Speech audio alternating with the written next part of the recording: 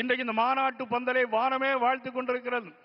சூரியன் எங்குமே இல்லை, சூரியன் மறைந்து போனது. மோடி அவர்கள் சென்னைக்கு வருகிறார்கள், சூரியன் மறைந்து போனது. தேசிய ஜனநாயக கூட்டம் இங்கே நடைபெறுகிறது, சூரியன் இல்லவே இல்லை.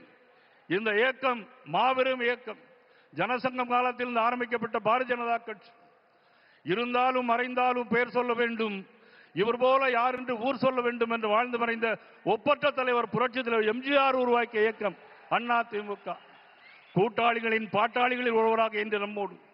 பகை இருந்தாலும் நாங்கள் பகையல்ல பங்காளிகள் என்று சொல்லுகின்ற அண்ணன் டிடிவி தினகரன் உள்ளிட்ட அனைவரையும் வருக வருக வருக என வரவேற்று அனைவரும் ஒன்றுபடுவோம், கூடுவோம், வெல்வோம். ஒருவேளை நிச்சயமாக ஆட்சி மாற்றம் உறுதி, ஆட்சி மாற்றம் உறுதி 100க்கு 100.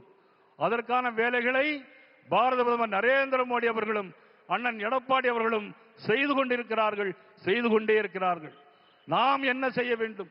இன்றிலிருந்து இந்த சமயத்திலிருந்து அனைவரும் ஒன்றுபட்டு உழைத்து நாம் வெற்றி காண வேண்டும், தேசிய ஜனநாயக ஆட்சி மலர வேண்டும் என்பதை நேரத்தில் தெரிவித்துக் கொண்டு, திருப்பரங்குன்றத்தில் தீபம் ஏற்ற முடியவில்லை, சனாதன தர்மத்தை அழிப்போம் என்று சொல்கிறார்கள்.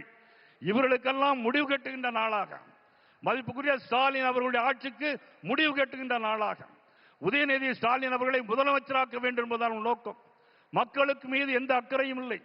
மக்கள் மீது அக்கறை கொண்ட தலைவர் நரேந்திர மோடி அவர்கள் 11 மருத்துவக் கல்லூரிகள் தமிழகத்திற்கு தந்திருக்கிறார்கள், 11 வந்தே பாரத் ரயில்கள் தமிழகத்திற்கு தந்திருக்கிறார்கள்.